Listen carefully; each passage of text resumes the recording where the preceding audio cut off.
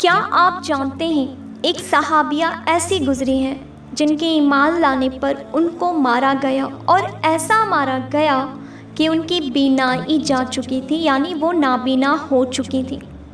پھر انہوں نے اللہ سبحانہ و تعالیٰ سے دعا کی اور اللہ سبحانہ و تعالیٰ نے ان کی بینائی ان کو واپس لوٹا دی۔ حضرت ابوبکر صدیق رضی اللہ عنہ نے ان کو ابو جہل سے خرید کر آزاد کیا۔ جی ہاں، وہ صحابیہ حضرت زنیرہ ہیں۔ آج ہم حضرت زنیرہ رضی اللہ عنہا کی محبت الہی میں بے تابی کا ایک واقعہ لے کر آئے ہیں۔ سیدنا زنیرہ ایک صحابیہ ہیں جو کہ ابو جہل کی خادمہ تھیں۔ آپ رضی اللہ عنہا نے کلمہ پڑھ لیا اور مسلمان ہو چکی تھیں۔ جب اس بات کا پتہ ابو جہل کو چل گیا تو اس نے آ کر پوچھا، کیا تم نے کلمہ پڑھ لیا ہے؟ حضرت زنیرہ نے فرمایا کہ ہاں، میں نے کلمہ پڑھ لیا ہے اور میں مسلمان ہو چکی ہوں۔ آپ رضی اللہ عنہا بڑی عمر کی تھیں، مشقتیں نہیں اٹھا سکتی تھیں، مگر ابو جہل نے اپنے دوستوں کو ایک دن بلایا اور ان کے سامنے بلا کر انہیں مارنا شروع کر دیا۔ لیکن حضرت زنیرہ برداشت کرتی رہی، کیونکہ وہ تو اللہ سبحانہ و تعالیٰ کے نام پر اس سے بھی بڑی تکلیفیں بھی برداشت کرنے کے لیے تیار تھی۔ جب ابو جہل نے دیکھا کہ اتنا مارنے کے باوجود ان کی زبان سے کچھ نہ نکلا، تو ابو جہل نے آپ رضی اللہ عنہا کے سر میں کوئی ایسی چیز مار دی جس سے آپ رضی اللہ عنہا کی بینائی زائل ہو گئی اور آپ نابینا ہو گئی۔ اب ابو جہل اور اس کے ساتھیوں نے مذاق کرنا شروع کر دیا، کہنے لگے، دیکھا، ہمارے بتوں کو پوجنا چھوڑ چکی تھی، لہٰذا ہمارے معبودوں نے تمہیں اندھا کر دیا۔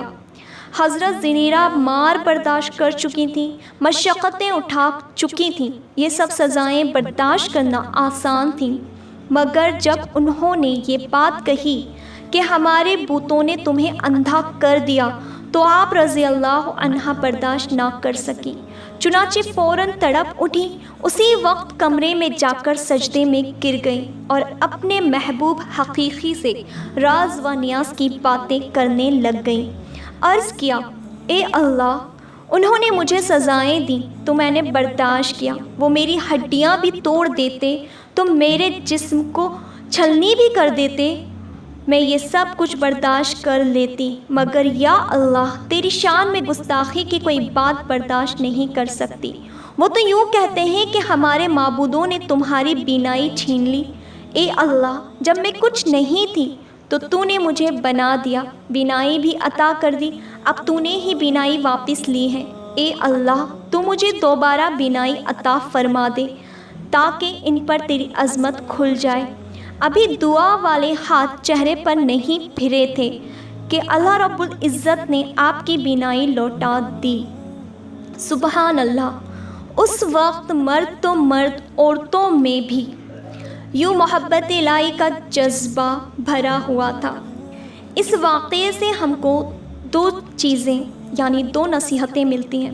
اول یہ کہ اللہ سبحانہ و تعالیٰ کی محبت ہمارے اندر اتنی ہونی چاہیے کہ ہم سے ہر تکلیف، ہر چیز، ہر مشقتیں برداشت ہو جائیں، اور دوسری اللہ سبحانہ و تعالیٰ پر ہمیں اتنا یقین ہونا چاہیے کہ ہم نے اللہ سے کہہ دیا ہے، بے شک اب اللہ ہی ہمارے لیے راستہ بنانے والا ہے۔